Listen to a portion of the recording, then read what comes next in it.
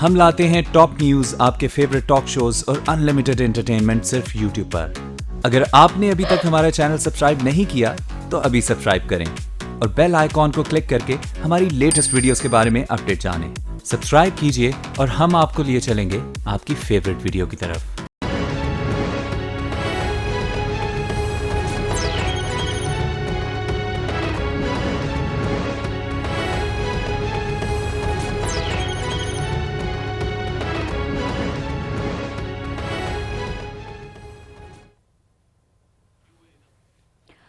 जी अस्सलाम वालेकुम। प्रोग्राम में आज सबसे पहले बात करेंगे कि आज एक दिन में सुप्रीम कोर्ट को 2 बड़े और तारीखी फैसले आए हैं।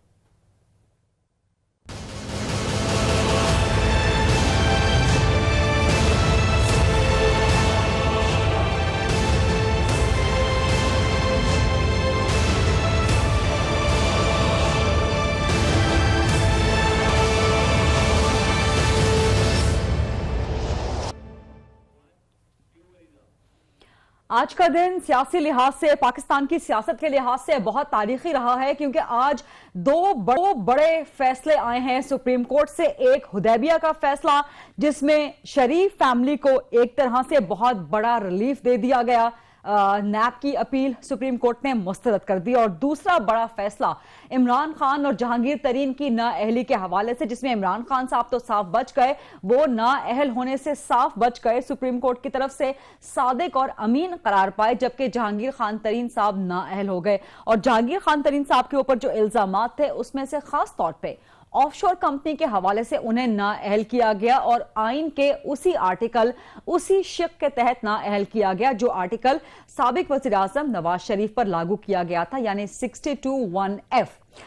पाकिस्तान तहरीक इंसाफ ने जहांगीर तरीन की इस नाअहली को तस्लीम करने से इनकार कर दिया है और कहा है कि वो इसके खिलाफ रिव्यू पिटीशन में जाएगी। उधर नून लीग, जिसको आज सुप्रीम कोर्ट से हुदैबिया केस के हवाले से एक बहुत बड़ा रिलीफ मिला है, उसी सुप्रीम कोर्ट पर आज शदीद तनकीद के वार करते हुए इमरान खान की नाअहली नहीं हुई। इसलिए नून लीग ने यह कहा कि यह सब कुछ स्क्रिप्टेड था, यह सब कुछ पहले से तय था, ये तय था, ये स्क्रिप्टेड था कि इमरान खान को और पीटीआई को बचाया जाएगा। और कानून के 2 तराजू आज सामने आए हैं, बावजूद इसके कि उसी सुप्रीम कोर्ट से हुदैबिया केस के हवाले से नून लीग को रिलीफ मिला है, लेकिन उसी सुप्रीम कोर्ट पर आज शदीद तनकीद के वार करती रही मुस्लिम लीग नून, पाकिस्तान मुस्लिम लीग नून। जबकि पाकिस्तान तहरीक इंसाफ आज शदीद गुस्से में रही, झुंझलाई हुई रही इस हवाले से कि हुदैबिया केस पर नैब की अपील खारिज क्यों करती है। शहबाज शरीफ साहब ने ट्वीट भी की, उन्होंने कुछ मैसेजेस भी भेजे। उनके वो मैसेजेस, उनकी वो ट्वीट बड़ी जू मायनी है, किस तरह से, वो भी आपको प्रोग्राम में आगे चल के बताएंगे। लेकिन पाकिस्तान तहरीक इंसाफ जो कि तब्दीली का दावा करती है और जो मुसलसल पनामा केस का फैसला आने के बाद ये इसरार करती रही कि नवाज शरीफ साहब और पूरी शरीफ फैमिली इस फैसले को मान ले, और नून लीग की तरफ से इस फैसले को तस्लीम ना करने पे उन पर तनकीद भी करती रही, अब वो अपने साथ भी वही कर रही है। एक तरफ जहांगीर तरीन को सेक्रेटरी जनरल अभी तक बरकरार रखा है पाकिस्तान तहरीक इंसाफ ने, जबकि इस फैसले को चैलेंज भी करने जा रही है नजरसानी की अपील के तहत। यही सब कुछ हमें नून लीग का रवैया देखने में आया कि उन्होंने न सिर्फ फैसले को चैलेंज किया पनामा केस के हवाले से, बल्कि नवाज शरीफ साहब को पार्टी सदर भी चुन लिया। तो फिर पाकिस्तान मुस्लिम लीग नून और पाकिस्तान तहरीक इंसाफ में फर्क कहां रहा, फिर तब्दीली कहां रही, इसी हवाले से हम सब बात करें। पहले मेरे साथ होंगे पाकिस्तान तहरीक इंसाफ के मरकजी रहनुमा तर्जुमान हैं फवाद चौधरी साहब। अस्सलाम वालेकुम फवाद चौधरी साहब। और ये बड़े अचंभे की बात है, बड़ी हैरानकुन बात है कि जिन मामलात पे आप लोग नून लीग पे तनकीद करते थे पनामा केस के हवाले से, अब जहांगीर तरीन साहब की नाअहली हुई है तो वही रवैया आपका भी वापस आ गया है। जहांगीर तरीन साहब को पाकिस्तान तहरीक इंसाफ ने सेक्रेटरी जनरल बरकरार रखा हुआ है, फैसले को आप लोग मान नहीं रहे, तो फिर फर्क क्या हुआ नून लीग में और तहरीक इंसाफ में? अच्छा, यानी जब आप अदालत के फैसले के खिलाफ अपील में जाएं, रिव्यू में जाएं, तो आप अदालत के फैसले को नहीं मान रहे होते? आपकी इंटरप्रिटेशन ये है? आप लोगों ने खुद कहा, इमरान खान साहब ने कहा कि हमें अफसोस है सुप्रीम कोर्ट के फैसले पे, तो इसको क्या समझा जाए? इसका मतलब यही होगा कि आप लोग तस्लीम नहीं कर रहे फैसले को।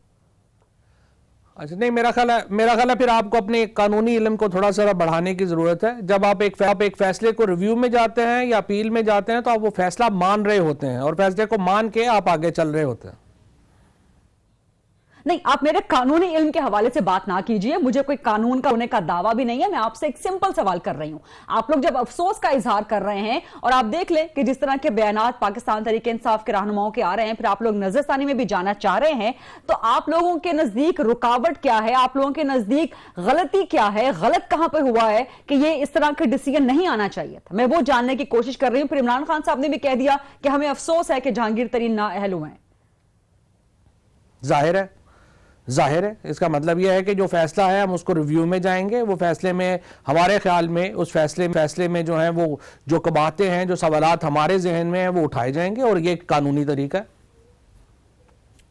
अब आप मेरे पॉइंट पे आए हैं, मैं यही सवाल आपसे कर रही थी, आप घुमा फिरा के कान कहीं और से पकड़ रहे हैं। मेरा सवाल आपसे यही था कि वही कबाहतें क्या हैं, वही रुकावटें क्या हैं, वही गलती क्या है पाकिस्तान तहरीक इंसाफ की नजर में?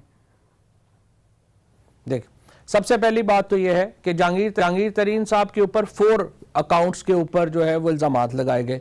पहला इल्जाम यह लगाया गया कि उन्होंने कर्जे माफ कराए हैं। सुप्रीम कोर्ट ने तमाम डिटेल रिकॉर्ड देखा और कहा कि उन्होंने कोई कर्जा माफ नहीं करवाया, वो केस डिसमिस कर दिया।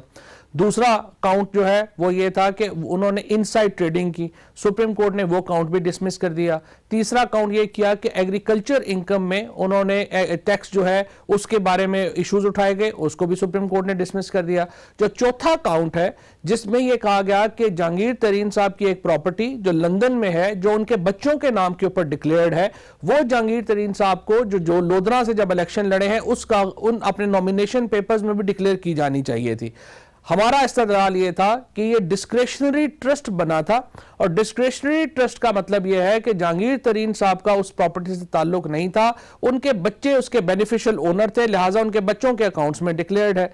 अब अगर जहांगीर तरीन ने वो प्रॉपर्टी छुपानी होती तो वो बच्चों के अकाउंट में भी जाहिर ना करते, वो लंदन में रहती और उसको जरूरत नहीं थी।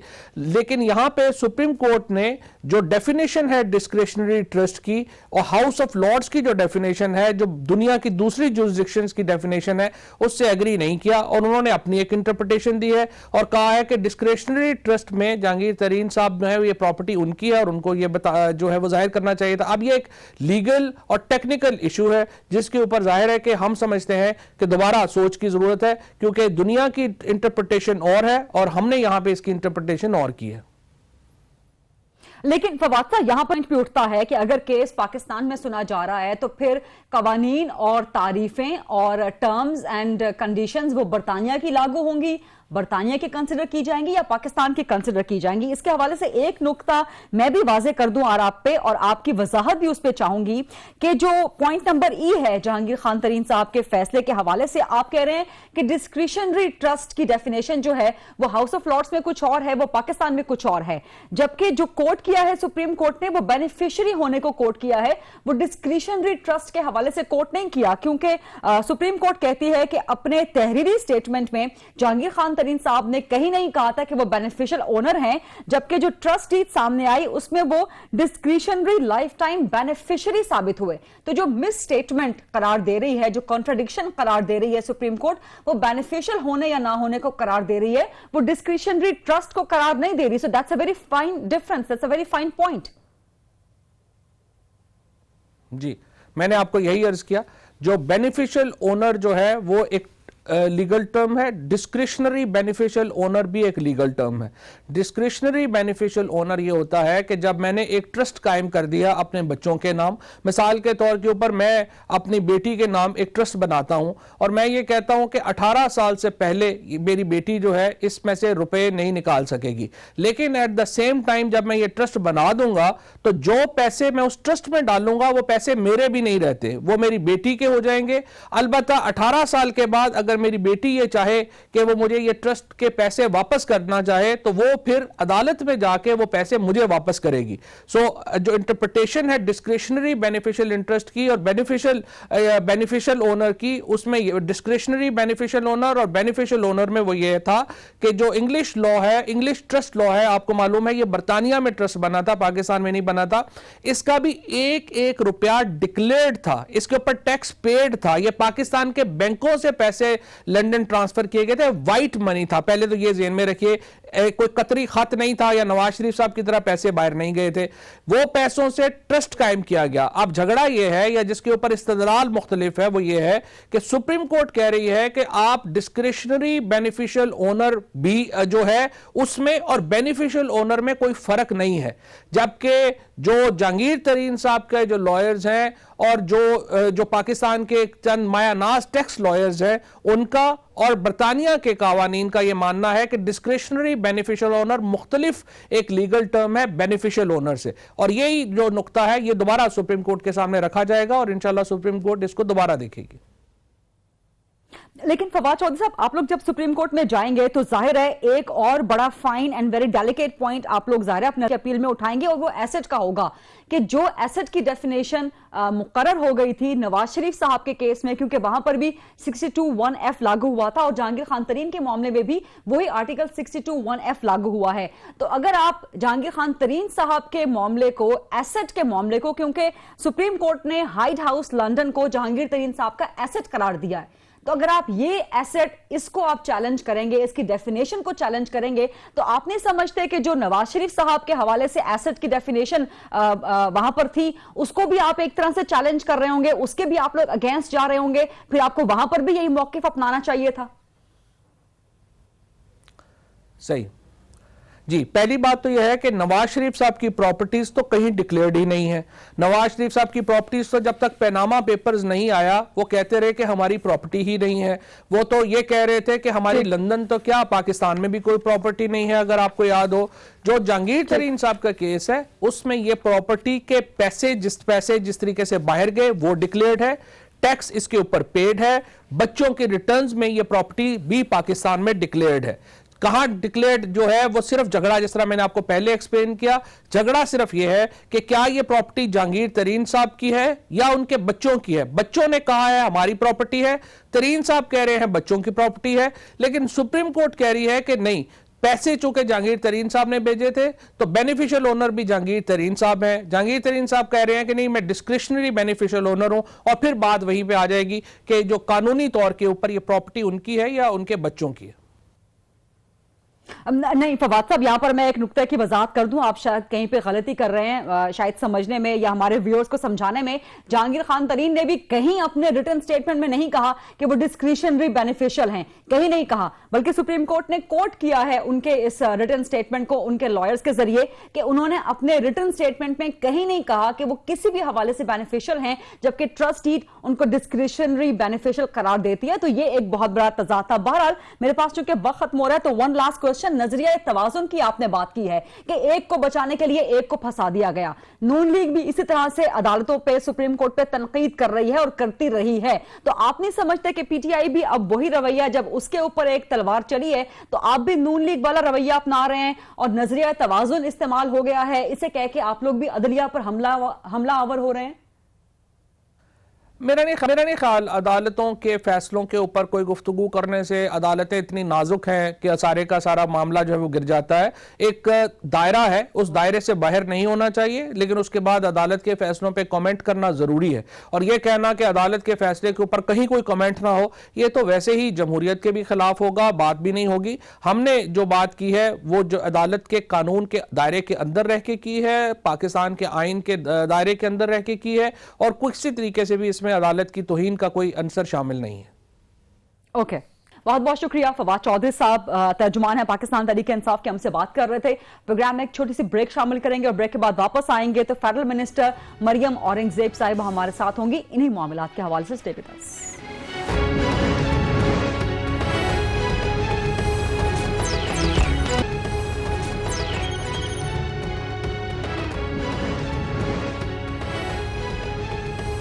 जी welcome back after the break. Imran Khan साहब नाअहल होने से बच गए हैं, लेकिन जहांगीर खान तरीन साहब नाअहल हो गए हैं। इसके अलावा शरीफ फैमिली को आज एक बड़ा कानूनी रिलीफ मिला है कि हुदैबिया केस दोबारा नहीं खुल रहा। सुप्रीम कोर्ट ने नैब की अपील को उठा के बाहर फेंक दिया है, लेकिन इसके बावजूद नून लीग एक बार फिर अदलिया से, सुप्रीम कोर्ट से नाखुश है। आखिर ऐसा क्यों है, इसी हवाले से बात करेंगे। Federal minister for information and broadcasting जनाब मरियम औरंगजेब साहिबा मेरे साथ मौजूद हैं। अस्सलाम वालेकुम मरियम औरंगजेब साहिबा, बहुत शुक्रिया प्रोग्राम के लिए वक्त देने पे। हुदैबिया में आज बहुत बड़ा रिलीफ मिला है जो कोई भी एक्सपेक्ट नहीं कर रहा था। शरीफ फैमिली को, नून लीग को बहुत बड़ा रिलीफ मिला है, लेकिन सुप्रीम कोर्ट से फिर भी आप लोग ना खुश हैं। पाकिस्तान तरीके इंसाफ वाले नैब से ना खुश हैं कि उन्होंने सही तरह से तैयारी नहीं की आपके खिलाफ हुदैबिया केस खुलवाने के लिए, लेकिन फिर भी आप लोगों को बड़ा रिलीफ मिला है। उसके बावजूद कानून के दो तराजू, उसके बावजूद आज निजाम अदल ना अहल हो गया है, उसके बावजूद आप समझते हैं कि सब कुछ स्क्रिप्टेड है, बावजूद इसके कि आपको रिलीफ मिला। जी बिस्मिल्लाहिर्रहमानिर्रहीम। वरीदा, सबसे पहले तो आप जो हुदैबिया केस की बात कर रही हैं वो एक ओपन एंड शट केस था, उसका यही फैसला आना था। हुदैबिया जो था वो नैब से गुजर, उसके बाद Lahore high court, Islamabad high court, supreme court, उसके बाद 9 साल की एक तवील स्क्रूटनी जो कि एक डिक्टेटर के दौर की थी उससे गुजर चुका था। और ये केस सुप्रीम कोर्ट में जब आया और इसके अंदर जो एक फाजिल जज ने इसके ऊपर 14 या 15 सफ़े भी लिखे जो कि पैनामा केस के अंदर थे कि इसको खोला जाए, तो ये जो फैसला आज आया है और ये जिस तरह शहबाज शरीफ साहब ने अभी एक बयान भी दिया है कि ये उनके लिए और पाकिस्तान मुस्लिम लीग नून के लिए, क्योंकि जिस तरह इमरान खान साहब खड़े होकर के सारा कुछ जो है वो हुदैबिया में ही है और शहबाज शरीफ साहब को अब इस्तीफा देना चाहिए क्योंकि वो उनके अंदर तमाम केसेस उनके खुल गए हैं। और मैं आपको ये भी कहना चाहती हूँ कि शहबाज शरीफ साहब इस पे बार बार ये स्टेटमेंट देते रहे कि ये तमाम जो हुदैबिया का केस है ये तमाम लोअर कोर्ट से होकर आया है और 9 साल इसके ऊपर एक पूरा जिस किस्म की स्क्रूटनी हुई उससे ज्यादा स्क्रूटनी तो नहीं हो सकती थी, और अगर इसके अंदर किसी किस्म की रॉन्ग डूइंग होती तो ये उनके जो एक मौकफ था उसकी इंडोर्समेंट है और तमाम लोअर कोर्ट्स के मौकफ की भी इंडोर्समेंट है। बाकी बात आपने जो दूसरी कही, आज के जो इमरान खान का केस का फैसला है वो एक बिल्कुल अलग नौयत का केस है और वो जो पैनामा केस के अंदर जितने प्रेसिडेंट सेट किए गए थे, जो मेयार और यार्ड स्टिक सेट की गई थी, आज इस जो फैसला आया है वो उसकी नफी है।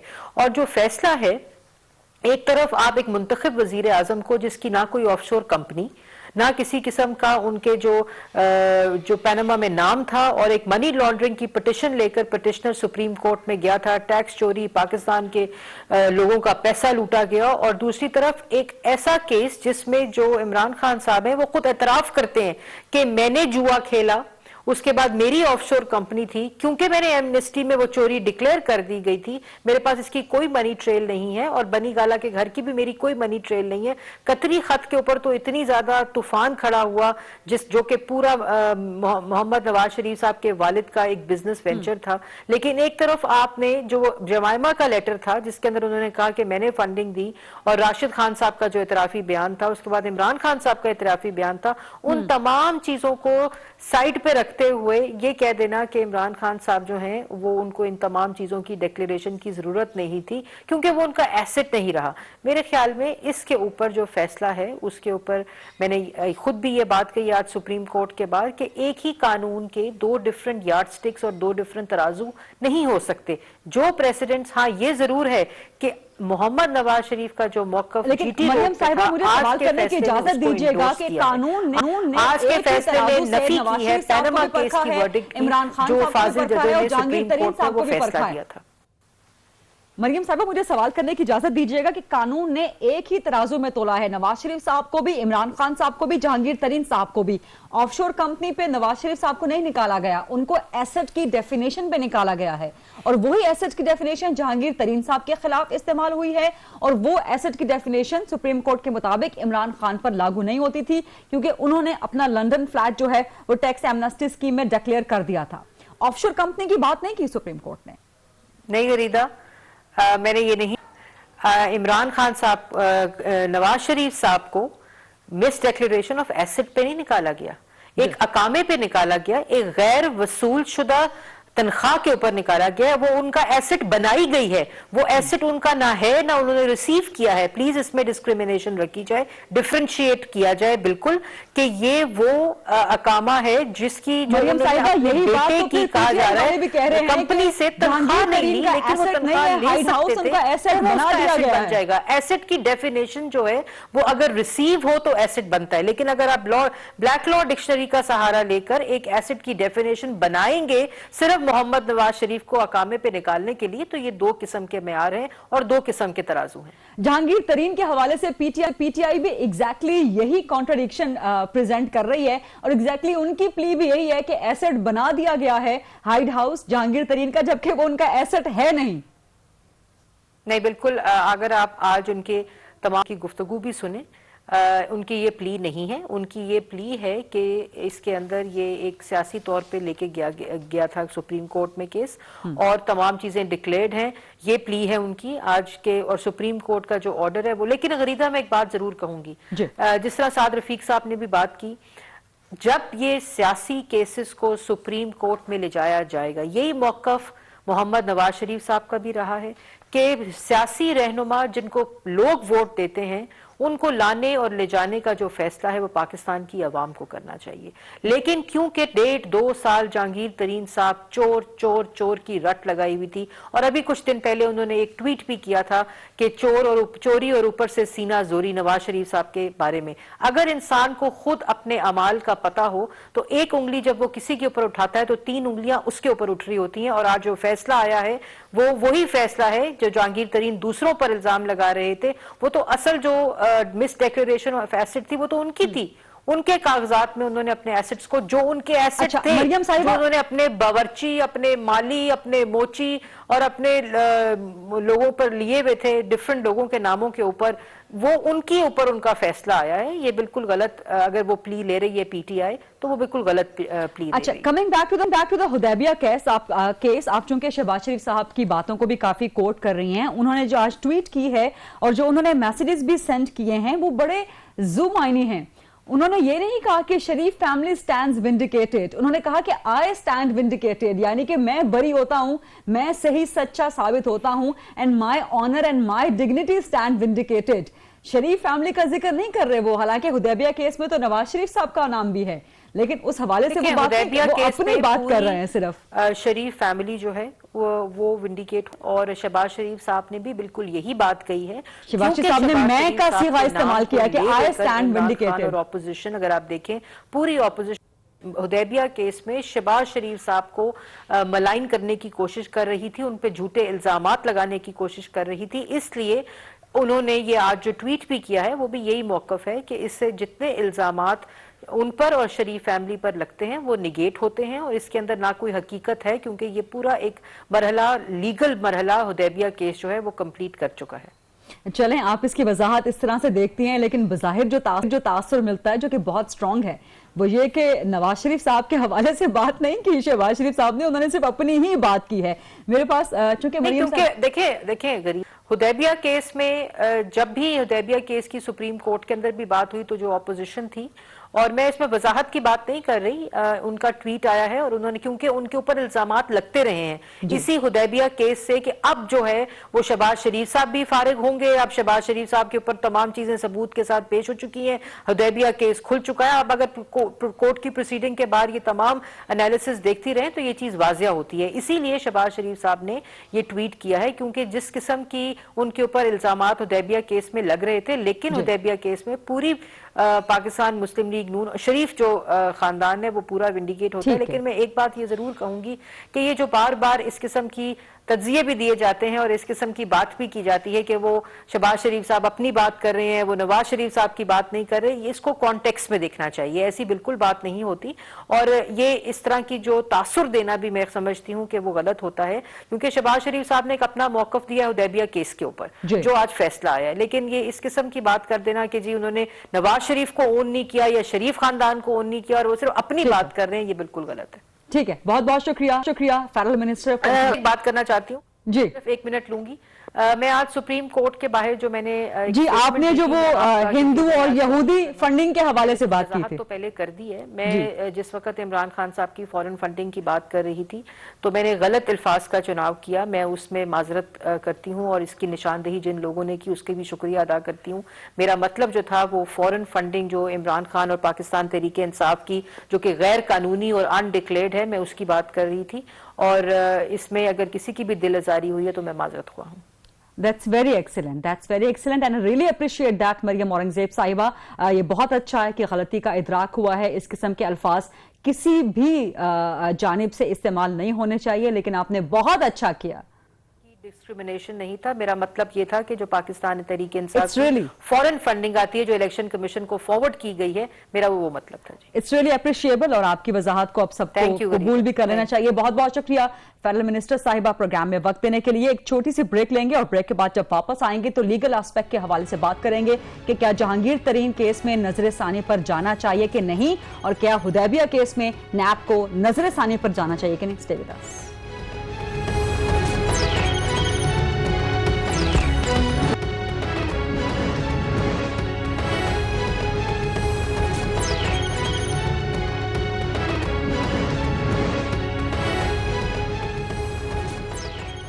जी welcome back after the break. और हम बात करेंगे कानूनी एस्पेक्ट से कि जो जहांगीर खान तरीन साहब की नाअहली हुई है इसको कानूनी माहिरीन किस नजर से देखते हैं, और क्या हुदैबिया केस जहां पर सुप्रीम कोर्ट ने आज नैब की अपील को उठा के बाहर फेंक दिया है, वहां नैब को नजर सानी अपील में जाना चाहिए कि नहीं. इस पे मुल्क के मारूफ कानूनदान साबिक अटॉर्नी जनरल ऑफ पाकिस्तान जनाब इरफान कादिर साहब मेरे साथ मौजूद हैं. अस्सलाम वालेकुम इरफान कादिर साहब, बहुत शुक्रिया प्रोग्राम के लिए वक्त देने पे. और ये जो इमरान खान साहब का और जहांगीर खान तरीन साहब का फैसला आया है, आपको इसमें कोई कानूनी सुकम नजर आता है? खासतौर पे पाकिस्तान तहरीक इंसाफ जिस तरह कह रही है कि हाउस ऑफ लॉर्ड्स में बरतानिया के कानून में डिस्क्रिशनरी ट्रस्ट का मतलब कुछ और होता है, उस पर कवानीन कुछ और लागू होते हैं, और उन कवानीन को पाकिस्तान में सुप्रीम कोर्ट ने नजरअंदाज कर दिया है और अपने कवानीन अपनी डेफिनेशन लागू की है. और ये भी फरमाइए कि क्या आप समझते हैं कि पीटीआई को जहांगीर तरीन वाले मामले पे अब नजरसानी अपील में जाना चाहिए? जी, ये बड़ा अनफॉर्चुनेट डिसीजन है. समझता हूँ कि उनको फौरन रिव्यू फाइल कर देना चाहिए. और इस सारे फैसले के बाद सुप्रीम कोर्ट ने जो मेयार कायम किया है वो दोनों केसेस में अपेरेंटली एक दोहरा मेयार नज़र आ रहा है. और इस कदर स्क्रूटनी की गई है इनके जो डिक्लेरेशन ऑफ एसेट्स की, जिसकी कि ज़रूरत नहीं थी, क्योंकि सुप्रीम कोर्ट इससे पहले इस तरह के केसेस में बारहा कह चुका है कि हम ना तो ट्रायल कर सकते हैं, ना हम इस तरह के केसेस में कोई इंक्वायरी करेंगे, ना हमने तफ्तीश करनी है. और यहाँ पे 1 साल से इनकी इंक्वायरी भी हो रही है और हेयर स्प्लिटिंग हो रही है, और एक किस्म की एक रोविंग इंक्वायरी चल रही थी. और उसके बाद जिस तरीके से ये नाअहल किया गया है जहांगीर तरीन साहब को, मैं समझता हूँ कि न सिर्फ जहांगीर तरीन पे ज़्यादती है बल्कि इमरान खान साहब से भी बड़ी ज़्यादती है कि उनको क्लीन चिट अगर फाइनली मिलनी ही थी तो अब आज से बहुत पहले मिल जानी चाहिए थी. इतना अरसा क्यों लगा? 1 साल लगा दिया एक ऐसी इम्पॉर्टेंट पार्टी का पाकिस्तान की, जो कि एक पूरे सूबे पे उनकी हुकूमत है. वो लोग जो हैं वो क्या अपना काम क्या करेंगे? फिर तो आइंदा पार्लियामेंटेरियंस जो हैं इस तरह के फैसलों के बाद तो फिर अदालतों के चक्कर लगाते नजर आएंगे. और फिर तो बड़ा आसान हो जाएगा किसी के लिए भी कि तमाम पार्लियामेंटेरियंस की जो रुकनीयत है उसको सुप्रीम कोर्ट में चैलेंज कर दिया जाए और कहा जाए कि जी इन्होंने तो असासाजात जो है वो सही डिक्लेयर नहीं किए, और सुप्रीम कोर्ट सारा ओनस जो है वो रिस्पोंडेंट पार्लियामेंटेरियंस पे डाल देगी और वो अपने हर वक्त एसेट्स ही एक्सप्लेन करते रहेंगे. जबकि सुप्रीम कोर्ट को इस तरह का मैंडेट कॉन्स्टिट्यूशन में है ही नहीं. उनको कोई इख्तियार नहीं है कॉन्स्टिट्यूशन में कि किसी पार्लियामेंटेरियन को नाअहल करें. क्लॉज 3 ऑफ आर्टिकल 62 के तहत अगर आप देखें तो ये इख्तियार सिर्फ और सिर्फ इलेक्शन कमीशन को है और किसी और को नहीं है वो इख्तियार. इलेक्शन कमीशन की जो आपने बात कर दी है, अब इलेक्शन कमीशन के हवाले कर दिया है फॉरेन फंडिंग का मामला, जो कि पहले ही वहां अकबर एस बाबर की पिटीशन चल रही है, लेकिन उसको 5 साल तक के लिए मखसूस कर दिया है, 5 साल तक के लिए सुप्रीम कोर्ट ने महदूद कर दिया है. इसे कैसे देखते हैं आप? आप बिल्कुल कह रही हैं कि जहां तक फॉरेन फंडिंग का सवाल है वहां पे तो इन्होंने मामला इलेक्शन कमीशन को भेज दिया है, लेकिन जहां आइन में साफ तौर पे लिखा हुआ है कि नाअहली का मामला भी इलेक्शन कमीशन में जाएगा, वहां खुद ही फैसला कर दिया है.